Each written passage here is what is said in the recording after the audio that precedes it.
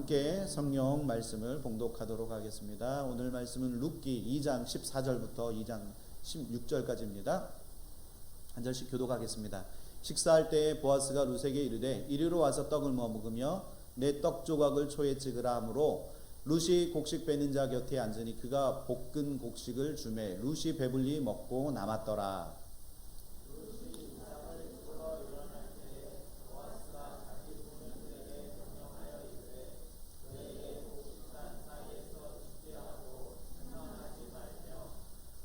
다 같이 또 그를 위하여 곡식 다발에서 조금씩 뽑아버려 죽게 하고 꾸짖지 말라 하니라. 아멘. 앉아주시기 바랍니다. 기도하겠습니다. 하나님, 우리가 이렇게 이 자리에 나와 주님께 예배하는 것, 이 모든 것이 주님의 은혜인 줄 믿습니다. 하나님, 오늘 이 예배를 통해서 하나님의 풍성한 은혜를 경험하게 하여 주시고 하나님의 놀라운 그 사랑에 감사하며 감격하여 참되게 신실하게 예배하는 모든 성도들 되게 하여 주옵소서. 예수 그리스도의 이름으로 감사하며 기도합니다. 아멘.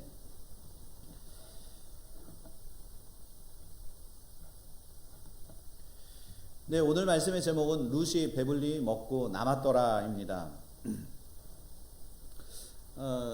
말씀하기에 앞서 저희 있었던 일들을 잠깐 나누면, 저는 미국에 2008년도에 LA에서 사역과 그리고 공부를 병행하기 위해서 처음 미국에 들어왔습니다. 교회에 이제 사역을 하기 때문에 교회에서 저에게 이제 자그마한 사무실 겸 방 한 칸을 저에게 이제 제공해 주셔서 저는 그곳에서 숙식을 해결할 수 있었습니다. 낯선 환경에서 혼자 지내는 게 결코 쉽지만은 않았습니다. 이제 주일이 되면 오늘처럼 이제 성도님들이 교회에 이제 오셔서 이제 함께 예배도 드리고 그리고 맛있는 식사도 함께 이제 하면서 그 교회 안이 북적북적대다가 이제 주일 오후가 되면 이제 썰물 같이 싹 빠지면 제 마음 안에 이제 저는 이제 혼자 그 교회에 방 한 켠에 덩그라니 남겨져 있는 처량한 신세가 되었습니다. 혹시 하나 화면 좀 넘겨 주시겠어요?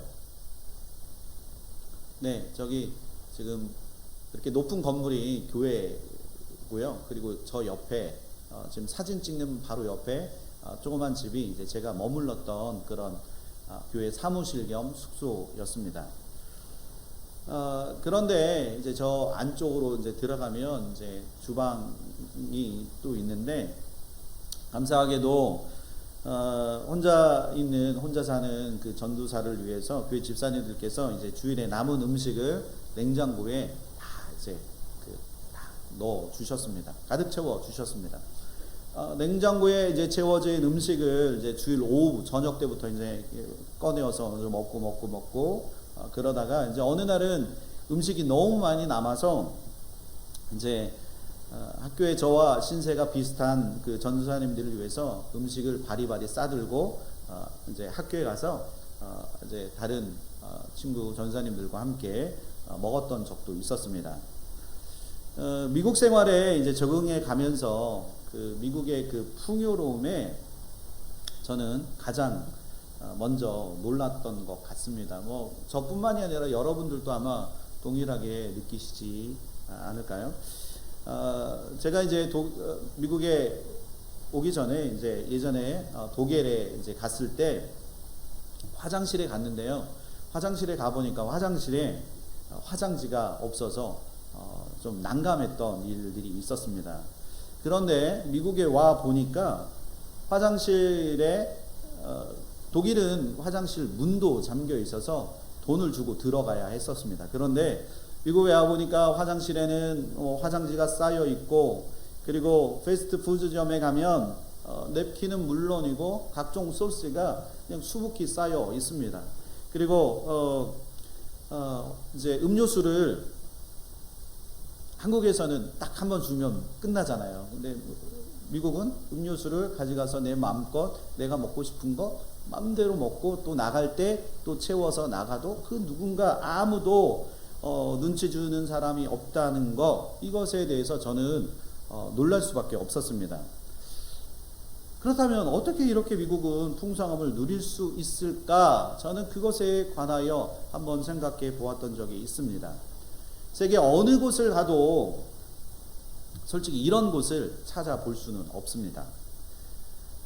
분명한 것은 저는 제가 그러면서 목회자이기 때문에 그렇게 생각하는 것은 아닙니다만, 분명한 것은 미국을 하나님께서 축복해 주셨기 때문이 아닐까, 저는 그렇게 생각했습니다.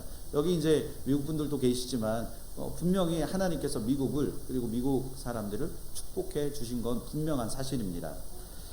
미국 건국 초기에 작성된 미국 독립선언서에 이 세상의 자연의 창조자이신 신의 섭리에 따라 미 합중국의 독립을 선언한다고 그렇게 기록하였습니다. 미국은 초기 정착자들의 그런 신앙 고백을 통해서 이제 건국되었습니다. 여기 계신 분들은 너무나 잘 아실 거라고 생각합니다. 또한 하나님에 대한 그 확고한 신앙을 지키기 위해서 세워진 나라, 이 미국이 분명한 줄 믿습니다. 이처럼 하나님을 믿고 섬기는 자들에게 풍성히 베풀어 주시는 하나님의 놀라운 은혜가 분명히 있습니다. 오늘 이 말씀, 이 룻기서의 이 짧은 말씀이지만 이 룻기서를 통해서 우리에게 풍성한 은혜를 베풀어 주시는 하나님의 그 따뜻한 사랑을 우리가 오늘 말씀을 통해서 깨닫고, 그리고 그 사랑 안에서 하나님께서 우리에게 말씀해 주시는 그 안전함과 그 평안함에 거하시는 저와 여러분들 되시기를 예수 그리스도의 이름으로 축원합니다. 첫 번째, 오늘 두 가지를 나눌 건데요. 첫 번째는 하나님은 풍성하게 채워 주시는 분이시라는 겁니다. 자, 우리 룻기서 2장 14절 우리 한번 읽어 보실까요? 시작.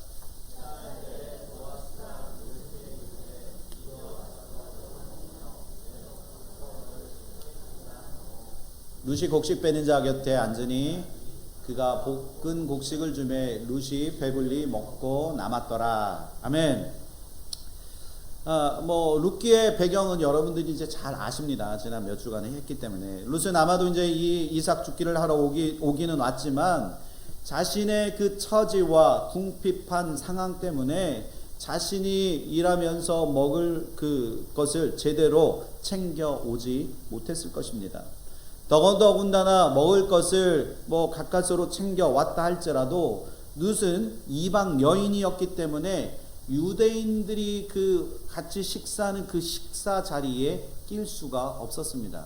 그런 그녀를 위해서 보아스는 룻을 식사 자리에서 초대해서 그 곡식 빼는 자 곁에서 함께 먹게 해 주었습니다. 그래서 룻은 볶은 곡식을 배불리 먹고 남았다고 성경은 기록하고 있습니다. 그 식사 자리가 얼마나 풍성했는지 지금 우리는 말로 글로 이것 성경을 보기 때문에 그 자리와 그 환경을 우리는 이해할 수는 없지만 그 자리는 아마도 굉장히 많이 풍성했을 거라고 생각합니다. 룻이 보아스의 따뜻한 배려로 배불리 먹은 것처럼 우리도 하나님께 나오면 하나님의 그 따뜻한 사랑으로 우리의 삶이 풍성해질 수 있음을 여러분들이 믿으시기를 소망합니다. 하나님이 우리와 함께 계시기 때문에 우리는 육체뿐만 아니라 마음도 풍성해져서 보다 여유로운 삶을 우리가 살 수 있게 됩니다. 우리는 여유로운 마음을 어떻게 해야 가질 수 있다라고 여러분들은 생각하십니까? 여유로운 마음은 꼭 물질을 많이 가졌다고 해서 느낄 수 있는 것이 아니라는 겁니다. 물질을 많이 가져도, 재물이 많이 있어도, 부유해도 그 마음이 궁핍한 사람들이 오늘날 이 세상에 얼마나 많이 존재합니까? 우리는 오로지 하나님의 사랑 안에 있어야지만이 우리의 마음을 채울 수 있는 마음을 갖도록 하나님께서 우리 가운데 그렇게 창조해 주셨다는 겁니다. 하나님이 빠지면 우리 마음 안에는 채울 수 있는 게 없습니다. 점점 공허해지고 마음이 외로워지고, 그때 하나님의 마음을 우리 안에 채우면 나도 모르는 그 꽉 찬 세상의 곳에, 허탄한 곳에 마음을 두는 것이 아니라 하나님 한 분만으로 만족하는 삶을 우리가 살아갈 수 있도록 하나님이 우리를 그렇게 기본적으로 그렇게 창조하셨다는 거예요. 우리는 하나님의 은혜 안에 거할 때 배불리 먹는 것처럼 우리는 하나님의 풍족함을 하나님 안에 있을 때 그제서야 우리는 느낄 수 있게 됩니다. 보아스는 룻에게 이제 말하기를 이리로 와서 한 떡을 먹으라라고 말합니다.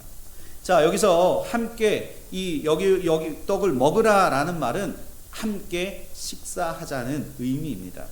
식사를 함께 하는 것은 함께 교제하자 그리고 함께 어울리자라는 그 의미가 이 안에 내포되어 있습니다. 우리는 매주 교회에 와서 예배를 드리고 성도들끼리 식사의 교제를 나눕니다. 내 마음을 다하고 그리고 목숨을 다하여 힘을 다하여 뜻을 다하여 주 너의 하나님을 어떻게 하라고요? 사랑하라 하신 그 말씀의 시작이 바로 하나님께 드려지는 그 예배. 하나님 앞에 일주일에 한 번 나와서 예배도 드리지 않는데 우리가 어떻게 하나님을 사랑한다라고 그렇게 얘기할 수 있겠습니까?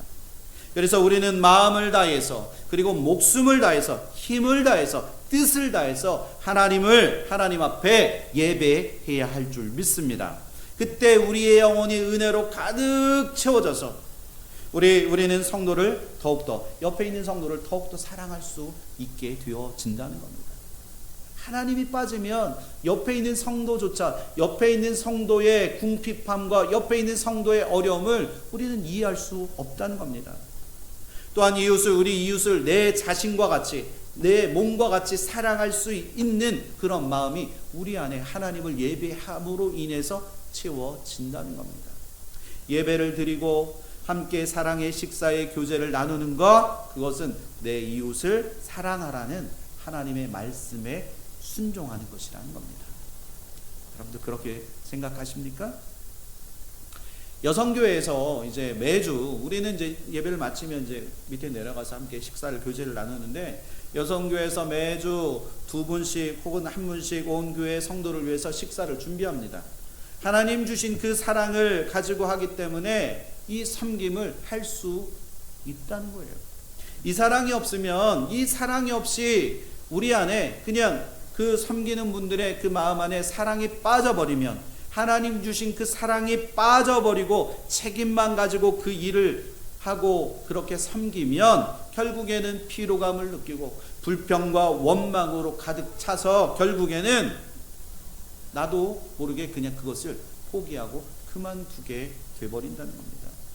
여성교회의 이 헌신의 그 사랑으로 우리는 식사의 교제를 나누고 있음을 여러분들이 깊이 한번 생각해 보았으면 좋겠습니다. 함께 식사를 하기 때문에 여러분들 가정 안에서 가족이 함께 식사를 나누고 그래서 가족이라고 하고 식구라고 하는 것처럼 우리도 함께 식사를 하고 그리고 그 음식을 나누기 때문에 우리는 가족이라고 할 수 있는 것처럼 우리도 함께 식사를 하며 사랑의 대화를 나누고 그리고 사랑을 나누는 그런 세소망 가족들이 되어지시기를 축원합니다. 그래서 함께 식탁의 교제를 나누는 것이 얼마나 중요한지 한번 우리도 느껴봤으면 좋겠다는 거예요. 그래서 어떤 교회의 그 표에 보면 이런 표가 있습니다. 잘 먹여서 보내주는 교회. 아까 이제 그 우리 유스 전사님이 사역하셨던 그 이제 한마음교회라고 켄터키에 있는 한마음교회도 이 모토를 가지고 이제 사람들이 오면 잘 먹여주는 교회, 먹여서 보내주는 교회. 그리고 이것은 그 뉴욕에 있는 퀸즈 한인 장로교회 표입니다. 그래서 잘 알아주는 교회, 잘 먹여주는 교회, 잘 보내주는 교회. 이 먹여주는 교회, 우리가 생각하는 그냥 먹여주는 것도 있고 영적으로 육적으로 모든 것을 잘 먹여주는 교회가 되어져야 한다는 겁니다. 생명의 양식인 예수님의 말씀을 우리는 먹여야 되고 그리고 육의 양식을 그 교회에 나오는 사람들에게 채워줘야 한다는 겁니다. 또한 성도가 교회 안에 함께하는 것, 함께 먹는 것은 식사 이상의 의미가 있다는 겁니다. 식사의 대접은 사랑을 표현하는 가장 좋은 방법 중에 하나입니다. 제가 누군가하고 친해지려고 한다면 그냥 식사하지 않고서는 결코 쉽게 친해질 수가 없다는 거예요. 그래서 저 사람하고 친해지고 싶으면 우리 언제 무슨 날 같이 식사하자라고 얘기하잖아요. 그게 굉장한 의미가 있다는 겁니다. 예배를 통해서 하나님의 말씀을 들으며 영의 양식을 먹고 그리고 식사의 교제를 통해서 육식의 양식을 먹여주고 채워주는 것, 이것이 너무나 중요하다는 겁니다. 특히 한국에서 이 미국으로 유학 온 유학생들이나 그리고 혼자 사는 분들에게 제일 필요하고 고픈 게 무엇이겠냐 하는 겁니다. 아마도 한국에 있을 때 엄마가 차려준 그리운 엄마의 식탁일 것입니다. 맛있는 음식이 들어가기 시작하면 자기도 모르게 내 마음이 막 열립니다. 여러분들 그거 경험해 보셨죠? 그리고 음식을 대접해 준 사람으로부터 따뜻한 사랑과 온정을 느낄 수 있게 됩니다. 이런 채워짐을 통해서 하나님의 그 풍성한 은혜를 체험하고 그리고 놀라운 하나님의 그 사랑을 섬겨주는 그 사람을 통해서 느낄 수 있게 된다는 겁니다. 오늘 성경에 등장하는 보아스는 메시아의 예표입니다. 예수 그리스도를 드러내는 그런 모습의 보아스입니다. 그런 그가 이방 여인인 룻을 초청하여서 함께 지금 식사를 하고 있습니다. 이것은 마치 성도들이 예수 그리스도와 함께 식사를 나누는 것을 의미하고 있다는 겁니다. 죄인된 우리들이 주님과 함께 먹고 마실 수 있는 것은 하나님께서 우리에게 베풀어 주신 은혜인 줄 여러분들 믿으시기를 소망합니다. 왜냐하면 예수님은 하늘에서 내려오셔서 살아있는 떡이며 그리고 이 떡을 먹으면 영생을 우리 예수 믿는 자들에게 허락해 주시겠다고 약속하셨기 때문이라는 겁니다. 요한복음 6장 51절 우리 한번 읽어보실까요? 시작.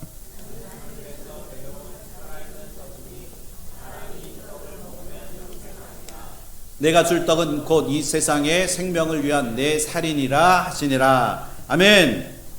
룻은 지금 이곳에서의 신분이 무엇이죠? 지금 하인이었고 그리고 너무나도 연약한 여인이었으며 또한 이방 사람이었습니다. 유대인들은 특별히 이방인들을 부정하게 여기고 멸시했기 때문에 같이 교제하지 않을 뿐만 아니라 식사도 같이 하지 않았습니다.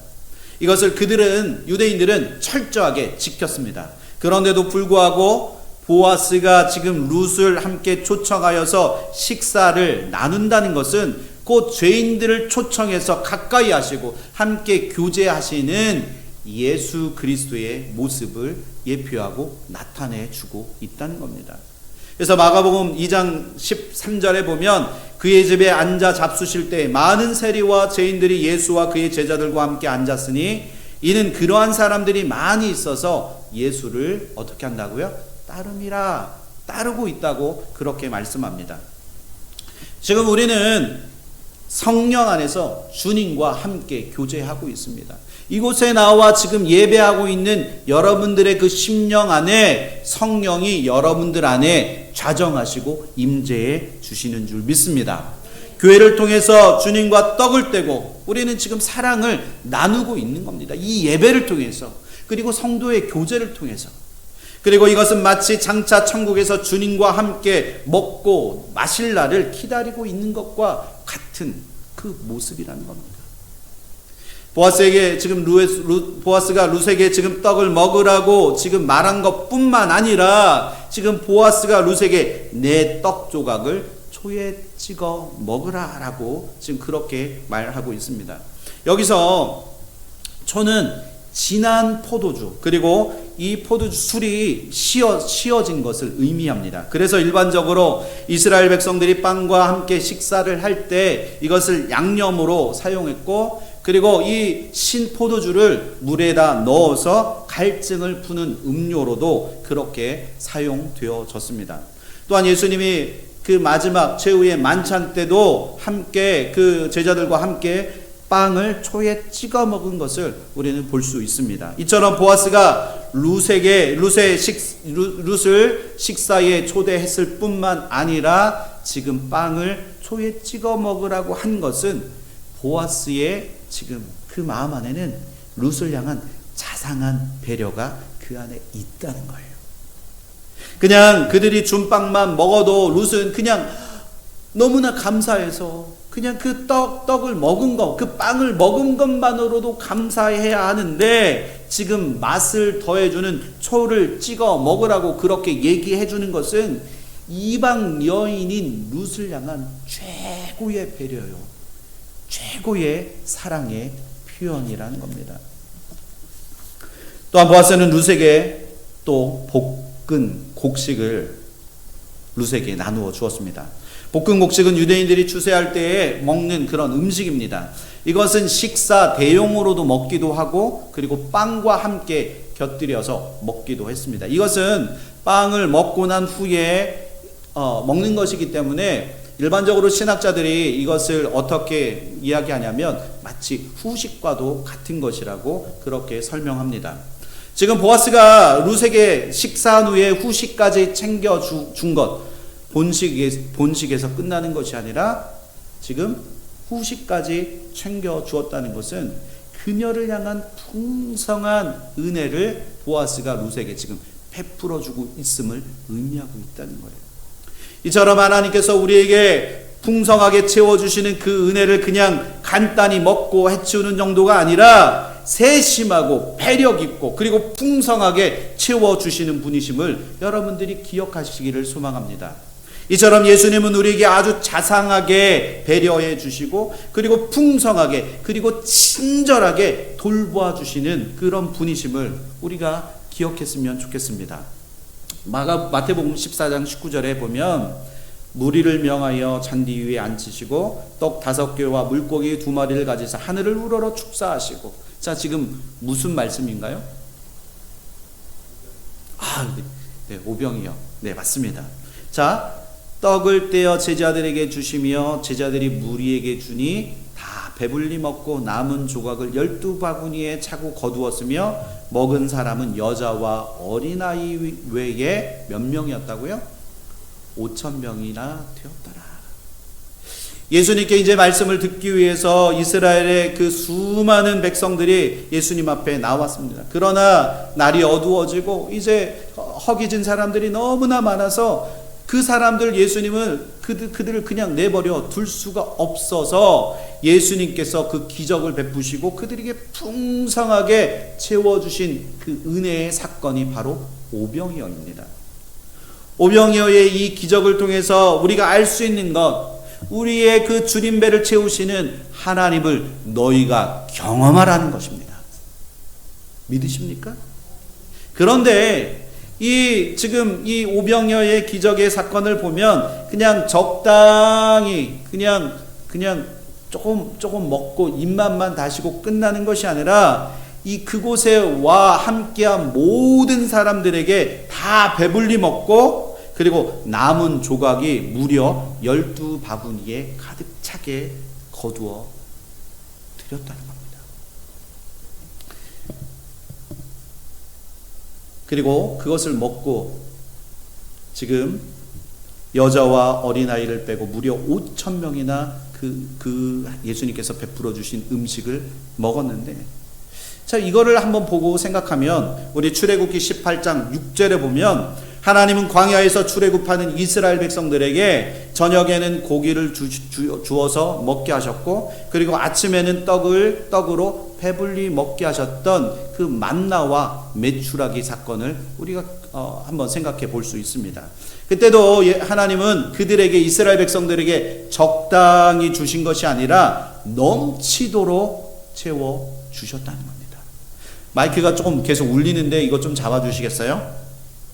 이처럼 이스라엘 백성들이 주님 앞에 나아갈 때 풍성하게 채워주셨던 것처럼 이처럼 우리도 주님 앞에 나오기만 하면 우리의 영혼을 풍성히 채워주시는 하나님을 우리가 경험할 수 있게 된다는 겁니다. 또한 육신의 주린 배를 채워 주신다는 겁니다. 의에 줄이고 목마른 자는 복이 있나니 그들이 배부를 것이요. 의에 줄이고 목마른 자는 복이 있나니 그들이 배부를 것이라고 마태복음 5장 6절에 그렇게 기록하고 있습니다. 사랑하는 성도 여러분, 넘치도록 채워주시는 주님 앞에 나오시기를 축원합니다. 그러면 여러분들의 그 삶 가운데 결코 줄이지 않고 풍성하게 채워주시는 하나님의 놀라운 그 기적을 우리가 체험할 수 있게 되어진다는 겁니다. 그래서 풍족히 채우시는 하나님의 은혜를 우리가 체험하고 경험하게 되면 우리는 무엇을 먹을까, 무엇을 마실까 염려하지 않게 되어지게 될 줄 믿습니다. 믿으십니까? 왜냐하면 우리가 염려하는 것을 다 버리고 생명의 떡이신 예수 그리스도를 내가 받아 먹으면, 받아 마시면, 우리는 이 세상에서 염려하는 그 모든 근심, 그리고 염려하는 모든 그 고민들은 다 떠나가고 하나님이 주시는 놀라운 하나님의 그 축복을 우리가 경험하게 된다는 겁니다. 그래서 요한복음 6장 47절 48절에 말합니다. 진실로 진실로 너희에게 이르노니 믿는 자는 영생을 가졌나니 내가 곧 뭐라고요? 생명의 떡이니라. 아멘. 생명의 떡을 여러분들이 소유하시기를, 받아 먹으시기를 축원합니다. 혹시 여러분들 중에 지금 영적으로나 육적으로 힘들고 어려운 분들이 이 자리에 계실지도 모릅니다. 그런데 우리가 영적으로 육적으로 제일 힘들어지면 제일 먼저 우리 안에 나타나는 증상들이 뭐냐면 바로 은혜의 자리를 떠난다는 거예요. 아, 나 힘들어. 그러니까 나 잠시 교회 안 나올 거야 라고 하고 잠시 교회를, 그 나의 자리를 비워두고 떠나는 분들이 계십니다. 그런데 여러분들이 이제 한번 이제 떠나는 거의 반대가 뭐죠? 그 자리에 있는 거잖아요. 이제는 한번 반대로 한번 해보십시오. 힘들고 어려울 때마다 더욱 주님 앞에 나와서 한번 엎드려 보십시오. 떠나는 게 아니라, 떠나는 게 그 처사가 아니라, 떠나는 게 좋은 방법이 아니라 이제 주님 앞에 나와서 간절히 무릎 꿇고 하나님 앞에, 절대자 되신 그 하나님 앞에, 하나님 나의 상황과 나의 모든 형편들을 바꿔주셔서 하나님 변화시켜 주십시오. 그런 믿음과 은혜를 가지고 결단하면 주님께서 그 모든 상황과 그 모든 형편들을 바꿔주실 줄 믿습니다.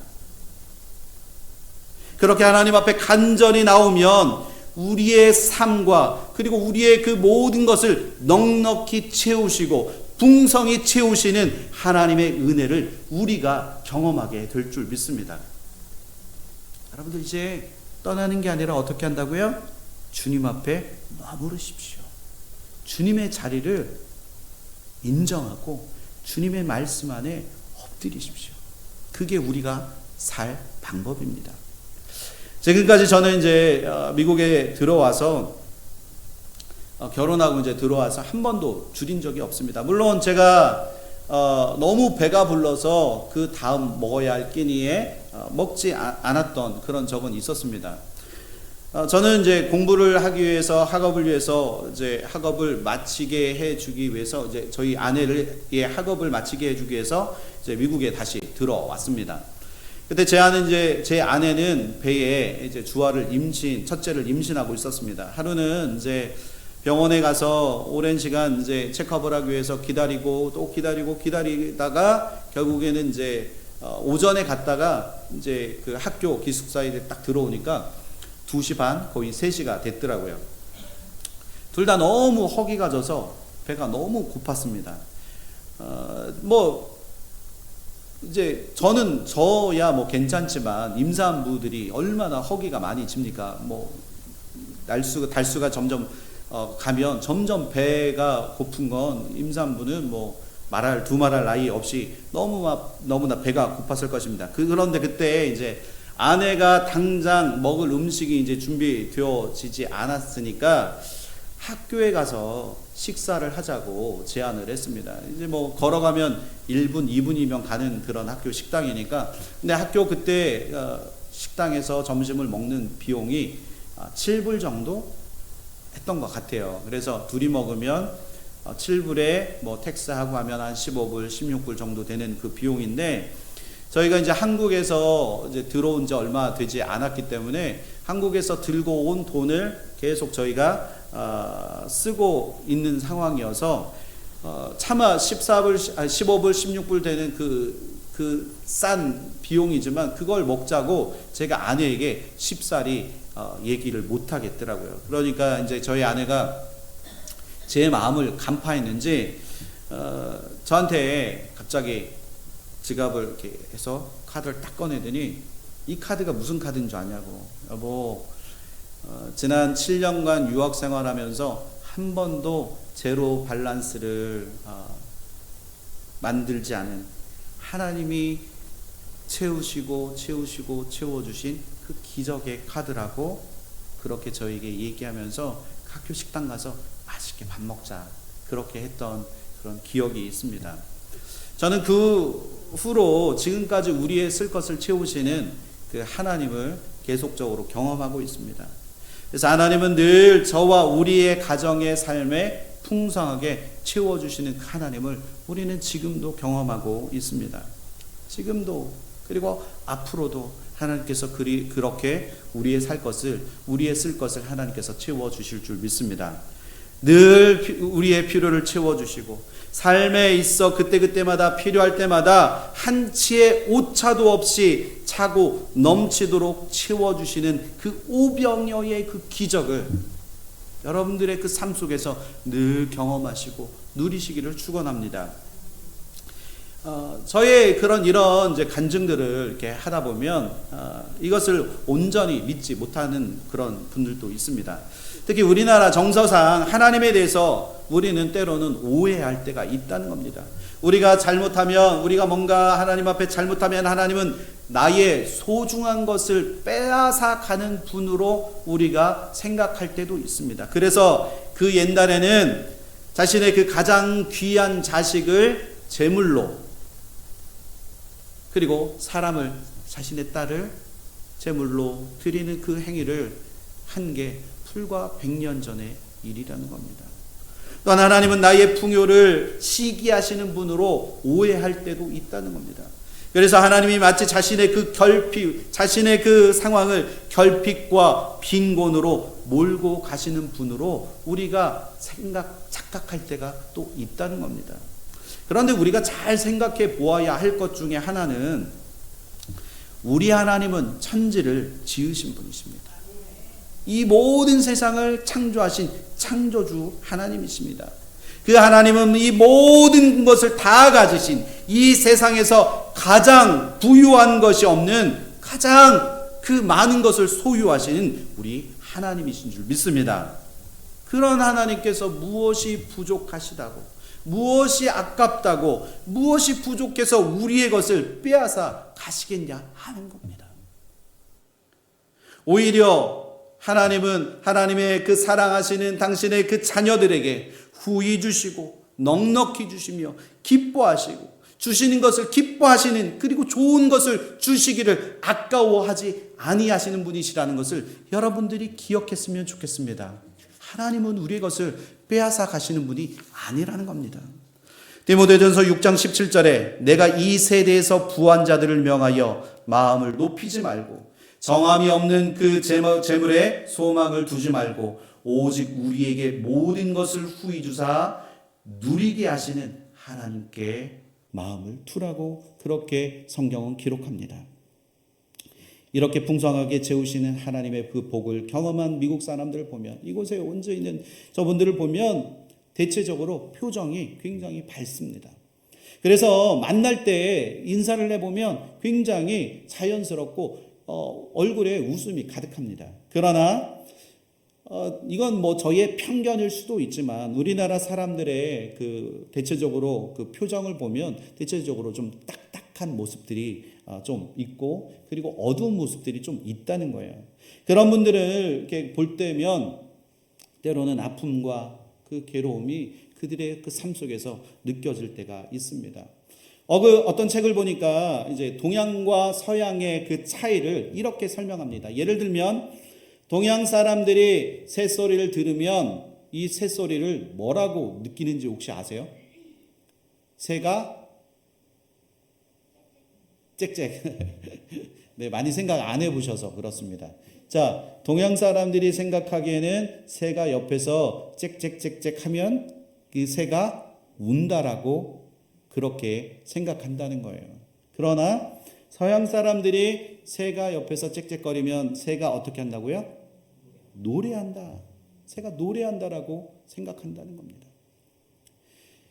자, 이것은 그 새가 듣는 사람에게 맞춰서 울고 그리고 듣는 사람에 맞춰서 노래하고 이렇게 각각 다르게 그 새가 반응할까요? 아니라는 겁니다. 그 새의 차이가 있는 것이 아니라 그 새 소리를 듣는 우리의 마음과 생각이 차이가 있다는 겁니다. 그렇다면 동양 사람과 서양 사람들의 마음의 차이는 어디에서부터 이게 달라지게 될까? 대개는 이것에 관하여 어떤 사람들은 민족성이 달라서 생각의 차이를 만들어내는 것이라고 우리는 생각하기도 합니다. 그러나 민족성이라는 것은 원래부터 있는 것이 아니라는 거예요. 상대적으로 동양이 서양에 비해 제가 볼 때는 예수님의 복음을 좀 더 늦게 받아들였다는 것, 거기에서 엄청난 차이들을 만들어 간다고 저는 생각해 보았습니다. 그렇다면 사람들은 무엇 때문에 기뻐하고 무엇 때문에 즐거워할 수 있을까? 그들이 인식하고 있든 인식하고 있지 않든 그것을 풍성하게 채워주시는 그 삶 속에서 나의 삶 속에서 풍성하게 채워주시는 하나님으로부터 내가 받은 것이 있기 때문이라는 거예요. 복음을 받아들이면 하나님이 주시는 놀라운 그 구원의 은혜와 그리고 놀라운 하나님의 그 사랑을 내가 받은 것이 있다는 겁니다. 그들은 일찍부터 하나님의 그 은혜를 풍성하게 받아들였고 그렇기 때문에 받아들인 것이 없이는 결코 그들의 삶 속에서 이들의 삶 속에서 기쁨을 누릴 수가 없다는 겁니다. 그렇다면 여러분은 하나님이 여러분들의 삶 속에서 주시는 풍성한 은혜를 누리시고 계신지 제가 한번 여쭤보고 싶습니다. 성도는 하나님이 주신 그 풍성함을 받았기 때문에 기쁨으로 하나님 주신 그 은혜를 우리가 누릴 수 있어야 한다는 겁니다. 내가 하나님의 복음을 받아들이면 내 안에서 나도 모르는 기쁨이 넘쳐나야 하는데 예전의 옛 과거의 습관과 과거의 모습으로 내 안에 아직도 그 마음이 그 하나님의 그 은혜 받은 자로서의 모습은 사라지고 자꾸 옛 습관대로 나의 모습을 계속 드러낸다는 거예요. 하나님께 더 가까이 우리의 마음과 우리의 시간과 우리의 모든 것을 하나님 앞에 올려드리기를 소원합니다. 그러면 하나님께서 우리 가운데 하나님의 풍성한 은혜를 우리에게 채워주신다는 겁니다. 그렇게 되면 우리도 풍성히 채워주시는 하나님의 그 받은 자, 하나님의 은혜를 받은 자의 대열에 우리가 참여할 수 있게 되어진다는 겁니다. 우리가 받은 자로서 하나님의 복음을 받은 자로서 그런 삶을 살아간다면 이 얼마나 기쁘고 감사한 일입니까? 여러분들 믿으십니까? 풍성하게 채워주시는 하나님의 은혜를 누리며 살아가게 되면 우리의 얼굴에 드러나는 현상이 바로 얼굴에 기쁨이 가득 채워진다는 거예요.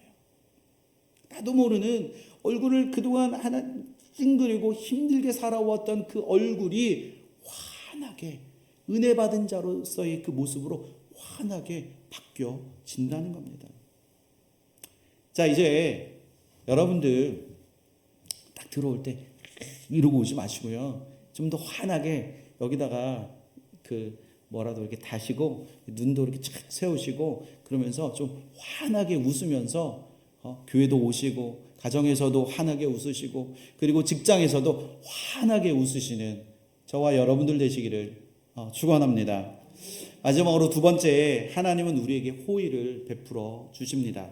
룻기 2장 15절 16절 우리 한 목소리를 한번 읽어보실까요?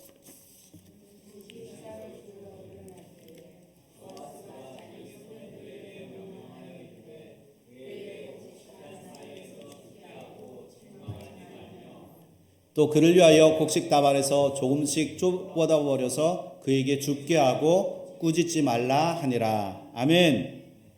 식사를 마치고 룻은 이제 다시 이삭을 줍기 위해서 이제 식사하던 자리에서 일어났습니다. 그때 보아스는 자기 소년들에게 명령하기를 어떻게 명령하냐면 곡식단 사이에서 저 소녀가 곡식을 줍게 해라. 그리고 책망하지 말아라. 그를 위해서 곡식 다발에서 조금씩 뽑아서 버려라. 이것을 그에게 줍게 해라.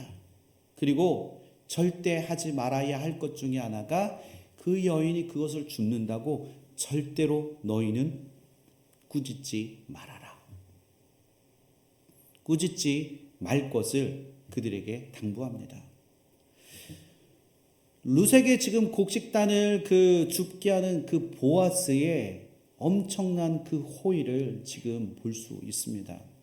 이 호의는 헬라 단어로 카리스라는 뜻인데 이것은 기뻐하다라는 뜻이 있습니다.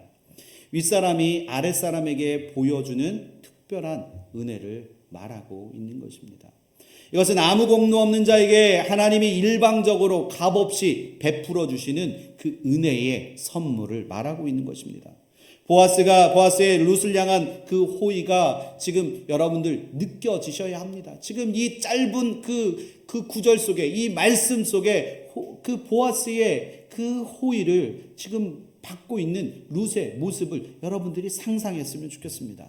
그의 호의가 룻을 향해 계속되어지는 것처럼 우리를 향한 하나님의 은혜도 어느 순간 끝나는 것이 아니라 끊임없이 우리를 하나님의 그 천국으로 부르시는 그 날까지 하나님께서 우리에게 베풀어 주시는 그 호의는 끝나지 않을 것이라는 겁니다. 지금 보아스의 이런 행동은 바로 룻을 향한 배려를 의미하고 있습니다. 보아스가 룻을 돕지만 이 성경에 보면 우리가 깊이 한번 생각하면서 읽어야 하는 것이 뭐냐면 보아스가 룻을 돕는 이 행위가 절대로 티나지 않게 그리고 룻이 민망하지 않도록 그를 자상하게 배려하는 그 모습을 이 말씀을 통해서 엿볼 수 있다는 겁니다.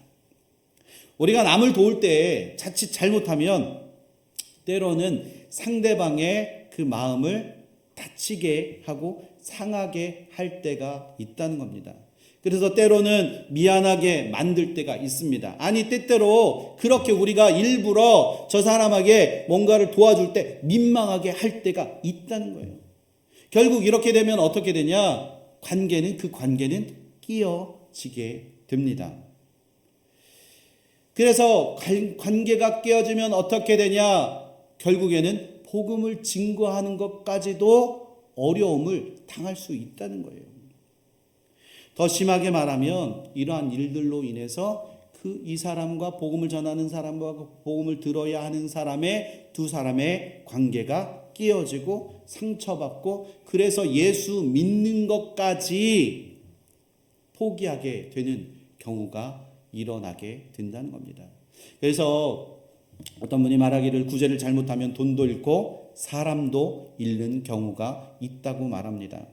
따라서 우리는 누군가를 돕고 싶은 마음이 있을 때 어떻게 해야 되냐?